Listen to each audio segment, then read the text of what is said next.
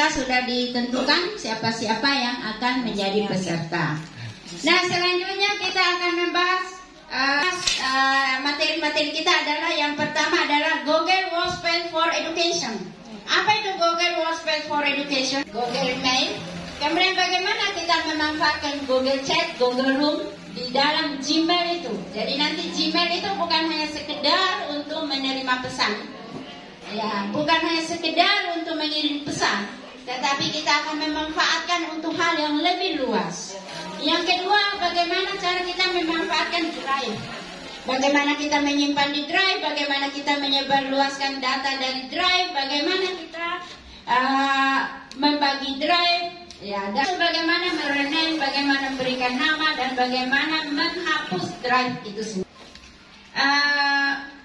Drive, apalagi Bu, Google Docs, membuat RPP, perencanaan dengan guru sesama pelajarannya di dalam satu lembar. Nah, misalnya Ibu Hasmira ada di Bonto Bangun, kemudian Pak Agus ada di Bulukumba Kota. Saya bulan Juli 2027. Jadi walaupun saya akan pensiun di 2025, tetapi perencanaan ini kita susun bersama, ya, tidak masalah. Tidak merubah visi misi kita semua. Selanjutnya, selain visi misi dan tujuan sekolah, kita akan membuat juga budaya sekolah. Kita akan mengembangkan budaya sekolah, menanamkannya. Nah, sehingga pada akhirnya budaya sekolah ini akan dalam bentuk rencana kerja tahunan maupun dalam jangka panjang, jangka menengah, dan jangka panjang. Selanjutnya lakukan juga hari ini adalah kita akan mengadakan peningkatan sumber daya manusia guru. Nah, setelah kita melakukan peningkatan sumber daya manusia, maka Bapak Ibu guru semua punya kewajiban untuk menularkan ilmu yang diperoleh selama 1 pekan ini, nanti sampai di sini saja. Melainkan apa yang kita peroleh hari ini akan kita kembangkan kepada peserta didik kita. Kemudian peserta itu tidak terbatas hanya pada Bapak Ibu guru saja, melainkan juga itu perpustakaan. Nanti saya akan membuat perpustakaan digital. Nah, ini harus yang hadir pada kesempatan, memakai baju tertentu pada hari tertentu. Bagaimana cara yang berbicara dengan orang yang lebih tua? Bagaimana cara yang berbicara dengan sesama? Apakah layak siswa menyebut nama gurunya? Nah, itu semua kita maksudnya di sini.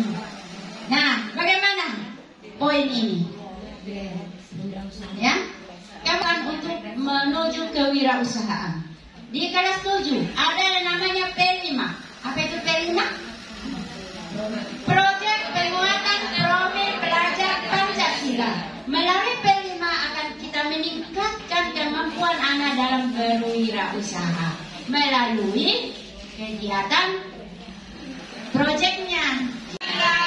Ya, ada rumah DKI. Yang pertama rumah Dilan. Apa itu rumah Dilan? Rumah pendidikan. Ada rumah kreatif. Yang ketiga ada rumah.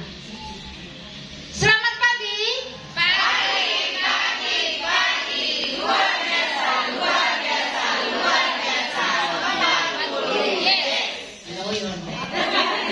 Mengukur bahwa kita memang sudah berhasil selama 4 tahun ke depan. Jangan sampai kita tidak tercapai seluruh rencana yang telah kita susun. Selanjutnya menyimpulkan hasil pengukuran kinerja.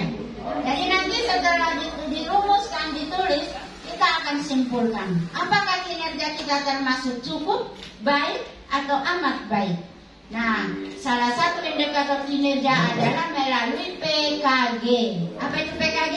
Penilaian kinerja guru. Ya, penilaian kinerja guru. Kalau kepala sekolah namanya PKKS, penilaian kinerja kepala sekolah. Ya. Selanjutnya adalah sekolah mampu memenuhi atau menghasilkan standar proses pembelajaran, meliputi pertama, memiliki data kehadiran guru dalam kegiatan belajar mengajar selama 1 tahun terakhir. Tapi jangan nanti di pasar ada ketemu anak-anak, ayo nak kita foto dulu supaya daftar hadir saja isi. Ya, bukan seperti itu yang dimaksud. Selanjutnya adalah menetapkan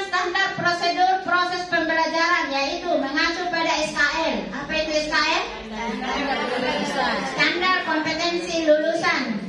Melaksanakan pelajaran berdasarkan RPP. Jadi jangan RPP-nya bilang apa, mengajarnya bilang apa. Jadi harus sesuai. Kalau di RPP menggunakan LCD, menayangkan video, tiba-tiba di situ ceramah dari pertama sampai selesai. Ini namanya tidak mencapai kinerjanya. Administrasi. Nah, kalau mengajar di bawah perangkatnya yang dibutuhkan. Nggak usah semuanya setinggi ini bawa sudah bongkok-bongkok datang di kelas. Nggak juga sih seperti itu. Yang dibutuhkan saja. Jadi RPP-nya itu boleh menyusun RPP hanya untuk hari itu. Boleh. Jadi misalnya bawa ke kepala sekolah ini RPP kubu 1 lembar. Kalau ditanya kenapa 1 lembar? Ini karena ini mau ajarkan hari ini. Kita ngajar selalu mau berceramah. Jadi kalau kita mau mengajarkan mengukur mana kunci sih? Saya nggak lihat. Melayani kiano Bu, memperlah. Kalau kita mau mengukur luas lahan, jangan suruh anak-anak ukurlah luas lahan. Ini gambarnya, ini soalnya, ukur berapa luas lahan. Tidak boleh seperti itu. Tapi bawalah anak-anak ke lapangan. Coba ukur ini nak. Ini lahan tidak beraturan. Bagaimana cara yang mengukur lahan yang tidak beraturan? Misalnya modelnya ada yang ke sana, ke sana, ke sana, sana. Nah, bagaimana cara mengukurnya anak? Ini kita menggunakan teknik matematika dengan pembelajaran real. Pembelajaran real itu adalah pembelajaran langsung. Jadi, jangan bermasa bodoh kepada anak.